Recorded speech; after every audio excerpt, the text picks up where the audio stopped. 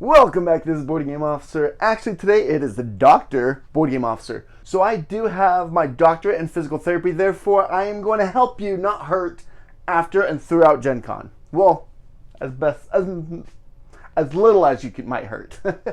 So I kind of want to go over today of how to survive GenCon, right? You're going to be walking around for 4 days straight.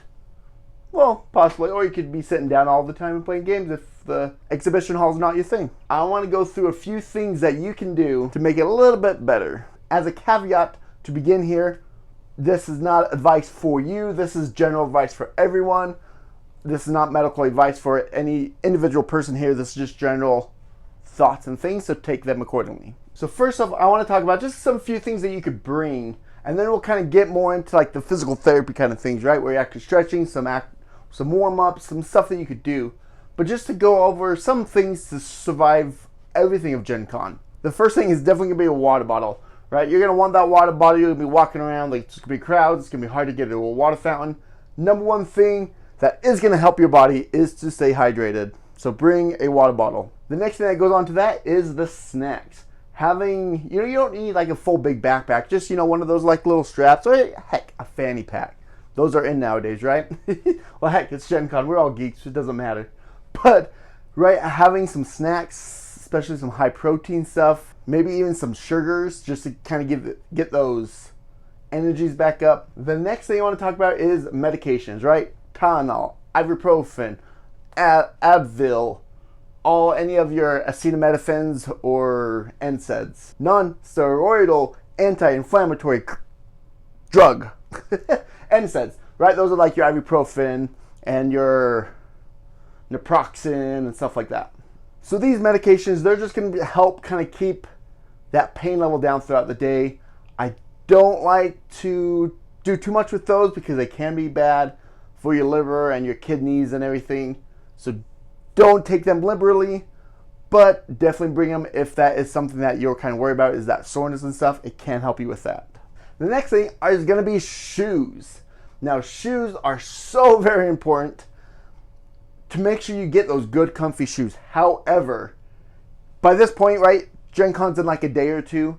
If you don't have good shoes, do not go and buy brand new shoes. That is not what I'm saying. You do not want to try to break in a new pair of shoes walking around for 4 days. That is not it. What I want you to make sure is find a good, comfy shoes. Does it have to be big and expensive? No. Does it have to be comfy? Yes. You want to be able to have some good padding, but you want some structure. So you don't want flip-flops. You don't want slippers, right? Slippers are comfy, but they don't have that structure to really help keep your feet going for that day.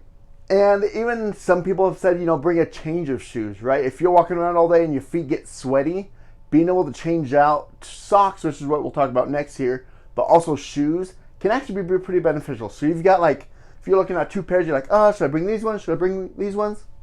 Bring both, right? Switching between the two can actually be really beneficial for your feet. As we talked about, socks. Bring a change of socks, maybe throughout the day. Just because if you're sweaty, it gets hot in there, it's super crowded.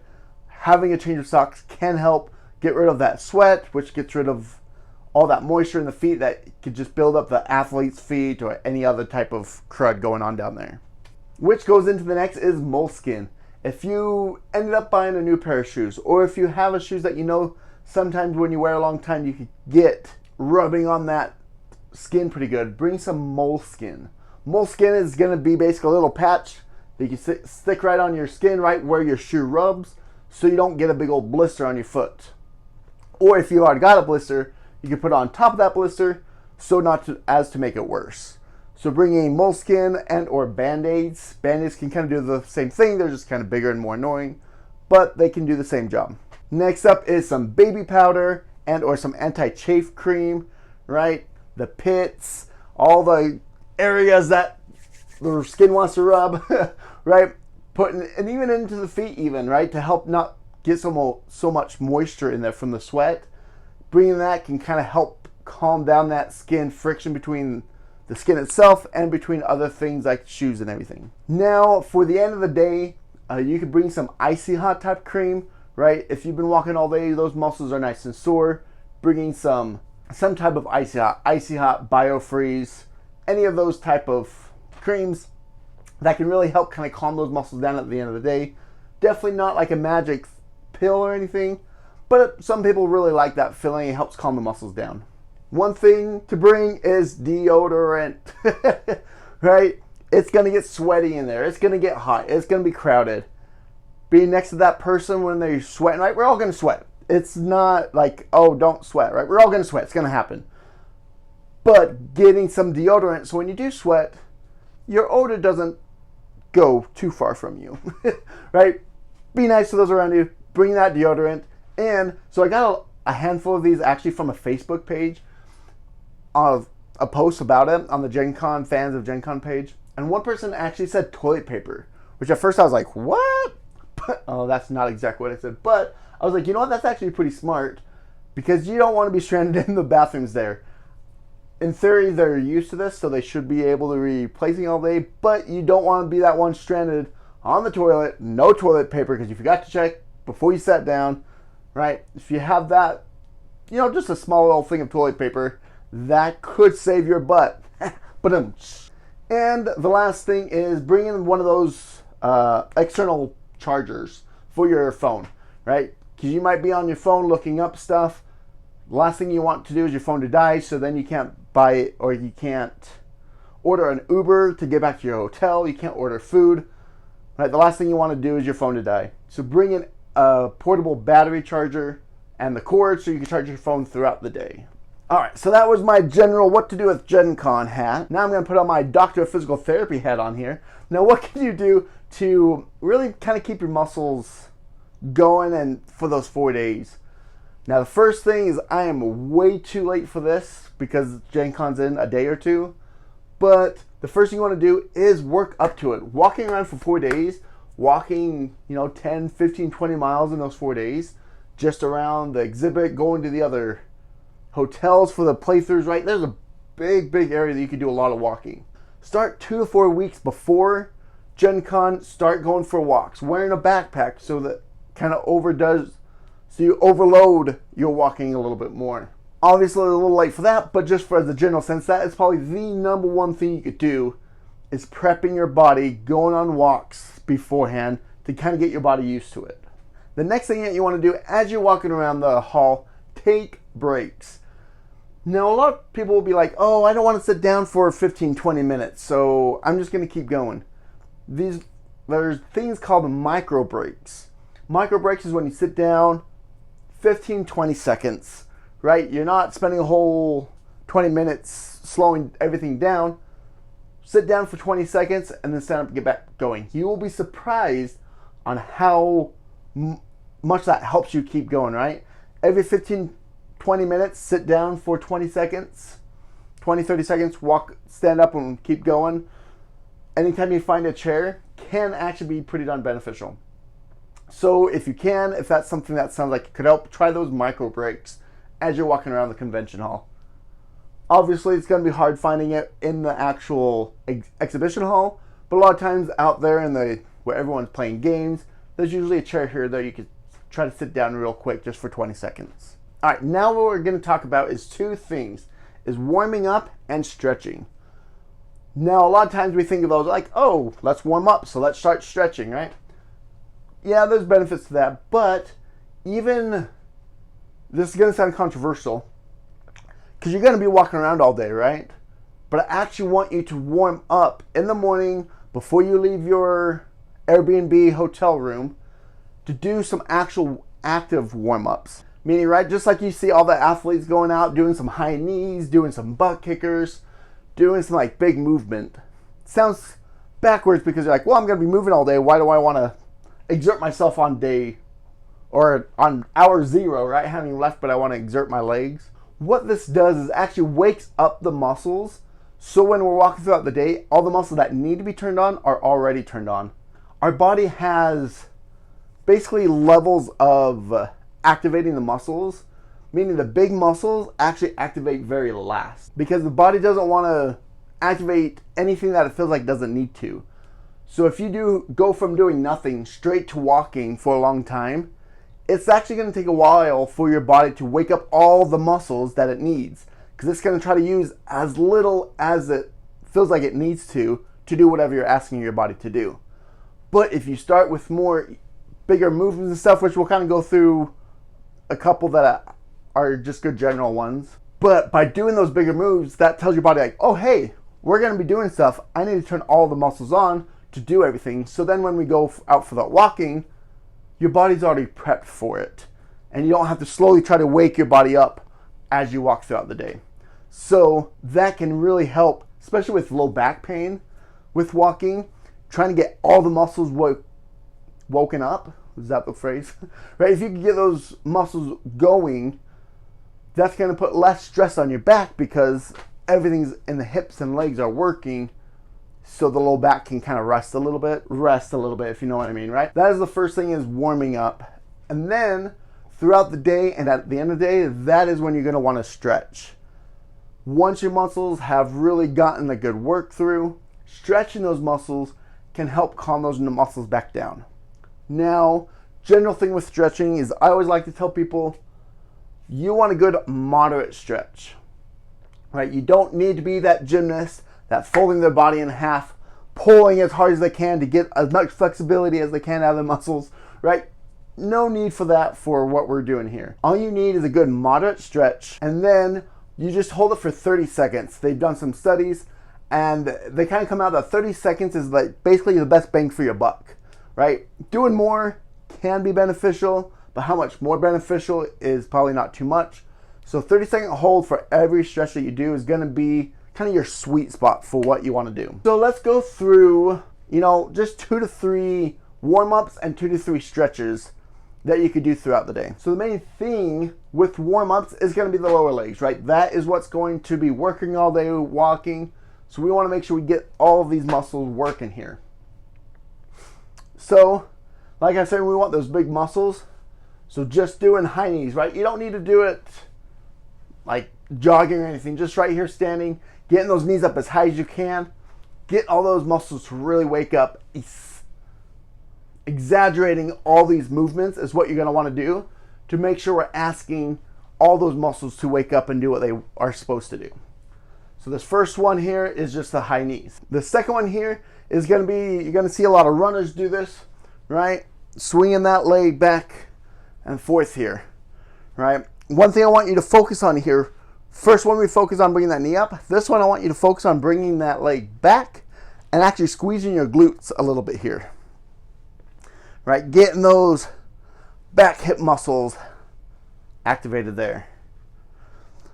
So that's number 2. So forward, backwards. Now we're going to do kind of a little bit of all of it together, a little bit of sideways. I call them hip swimmers, where you come up and out. So now we're kind of getting that full rotation. Once again, being very exaggerated with this motion. So we're really getting that blood flowing to the area, getting those muscles worked up, going through. So I'm actually, it's like late at night right now, and this is really warming me up already. Whew. Yeah, I'm weak. The last one I want to do, probably can't see it in the camera here, but just calf raises, right? Going up all the way up on your toes and back down. Going all the way up on your toes and back down. This is getting that lower extremity going now. We're getting that lower leg moving, getting all that blood flowing there. So that is going to be the main lower extremity work, warm up, trying to get everything going. Obviously, if you have low back pain or anything, just doing some good stretching back and forth there. You kind of swing your hips around, kind of get that moving, right? I'm not saying stretches are bad before. I'm just saying doing the warm-ups can be extra beneficial to do that beforehand. The next thing I want to go through is just some quick stretches here as well. If any of this is beneficial, please go ahead and subscribe down below. I will be at GenCon, so go ahead and find me. I'll probably be wearing this shirt. So go ahead and find me, say hi, give me a high five, tell me how stupid I am, whatever you want. But, so now we're going to look at actually stretching these muscles here. The first one is definitely a hamstring, right? Now, when people do the hamstring stretch, a lot of times we really try to reach towards those toes, right? We're really trying to reach.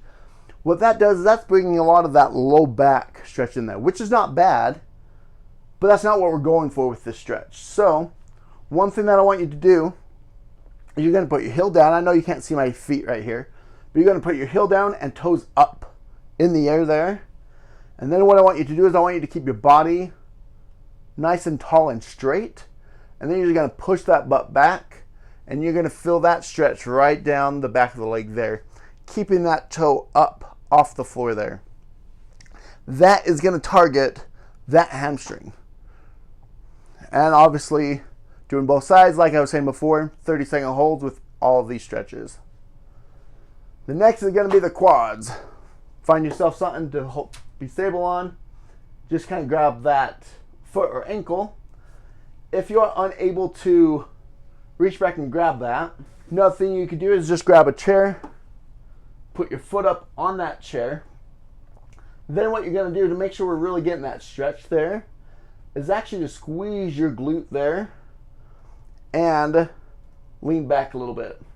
What this does is that's going to come all the way up, get that front quad there. And that, once again, you probably want something to hold on to.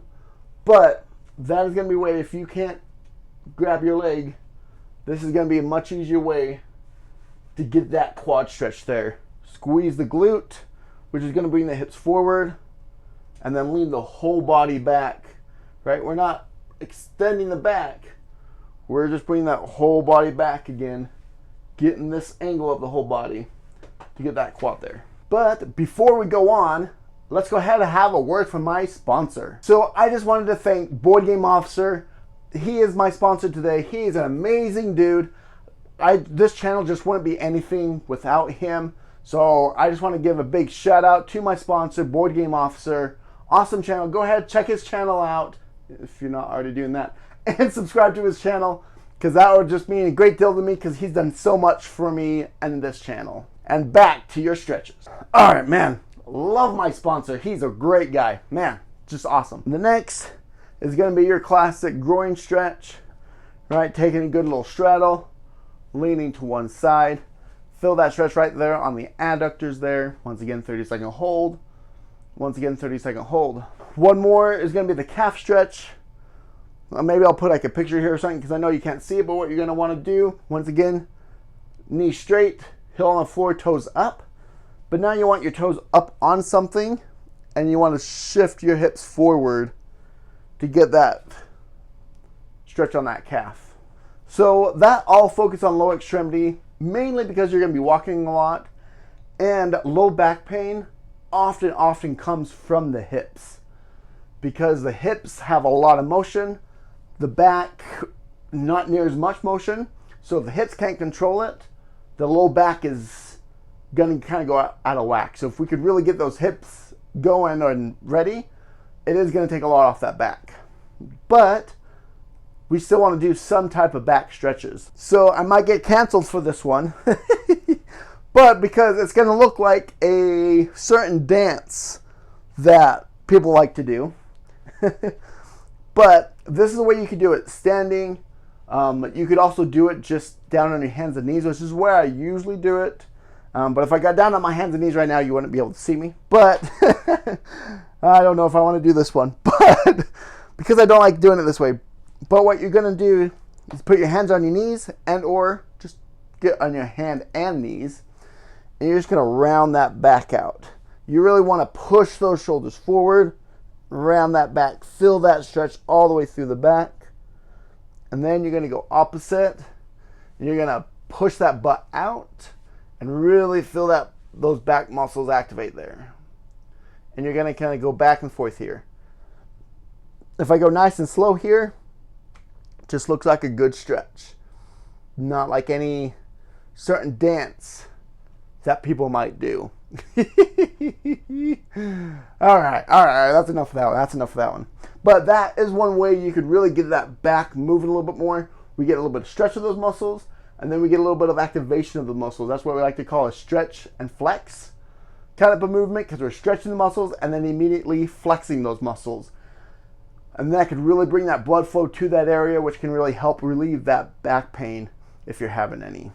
That is your quick survival guide to GenCon. Go ahead, Let me know what you do to help save your body during Gen Con. What are your tips? What are your tricks? What do you like? Let me know what you do, and I will see you later.